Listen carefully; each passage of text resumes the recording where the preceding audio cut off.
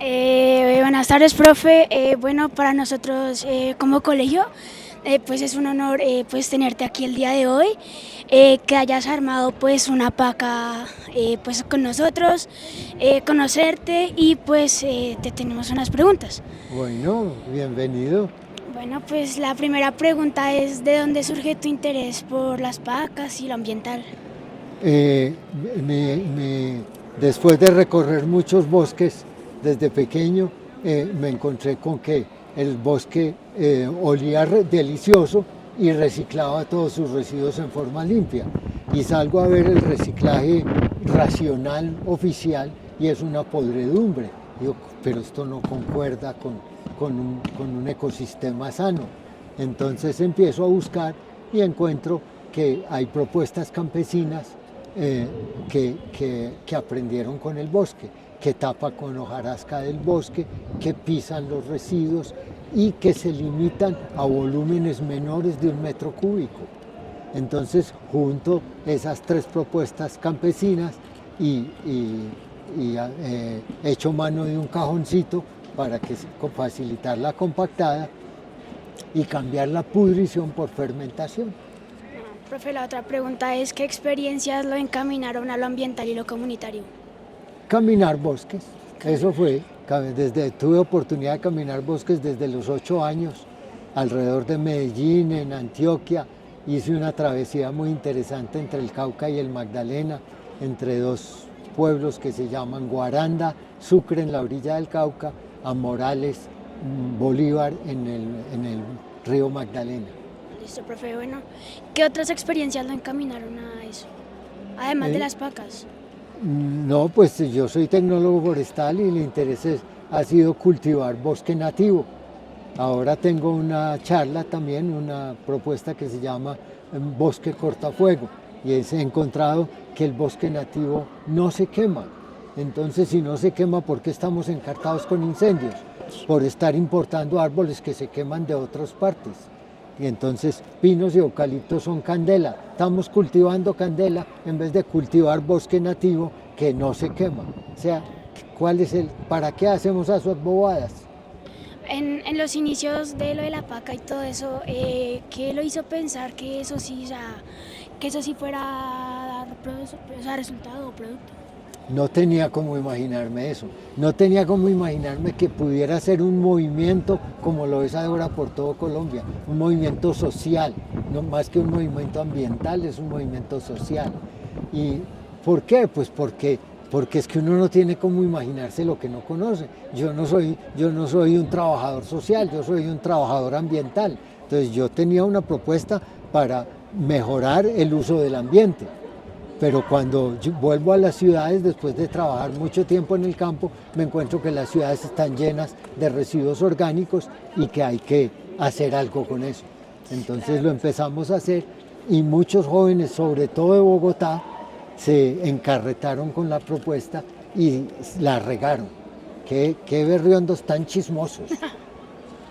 Profe, ¿cómo fueron esos primeros intentos de la paca? Muy lentos, eso fue muy lento. Yo empecé a manejar residuos en 1978 y logré la primera paca en 1989, 12 años después. Y empecé a promoverla en el 97 y el primer proyecto interesante fue en el 2008, porque nadie me creía, nadie cree.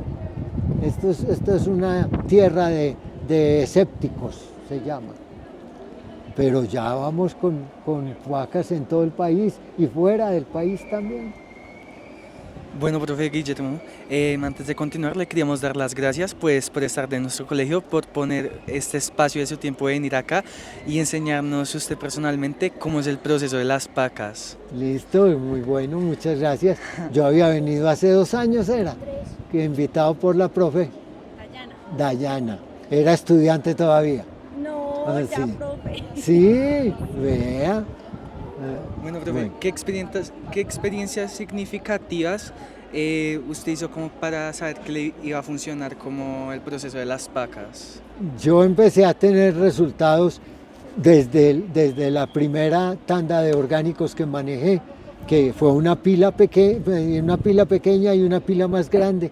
La pila más grande empezó a tener mal olor muy pronto y recordé haber visto a un campesino pisando residuos, entonces pisé residuos como él, o sea, no me inventé nada, estaba haciendo cosas que ya hacía otra gente, pero que la hacía cada uno por su lado o en su territorio.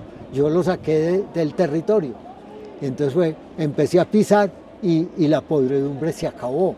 Entonces esto tiene su secreto. No sabía qué pasaba, me demoré mucho en entender que era eliminar el oxígeno, es eliminar la pudrición. Bueno, profe, pues creo que esta es una pregunta que muchos se hacen. ¿Qué ocurre dentro de la paca? Lo más importante que ocurre es que al compactar los residuos, el agua queda atrapada entre los residuos compactados y entonces eso genera un sello hermético, un sello en el que no entra oxígeno y donde los residuos orgánicos no les entra oxígeno, se fermentan. Hay una descomposición alcohólica en vez de una pudrición de los residuos con gases tóxicos. La pudrición genera gases tóxicos, la fermentación fermenta alcohol y vinagre, que son cosas limpias.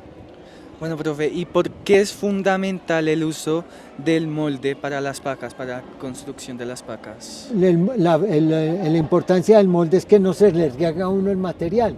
Yo trabajé mucho tiempo sin molde, pero se me regaba el material, hasta que vi la necesidad de tener algo en que contenerlo, entonces desarrollé el cajón.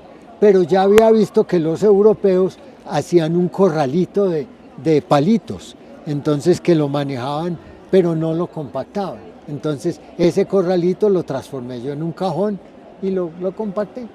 Bueno, profesor Guillermo, ¿y usted qué consejo le daría a los jóvenes, a los niños, para que comiencen a hacer como sus propias pacas desde casa?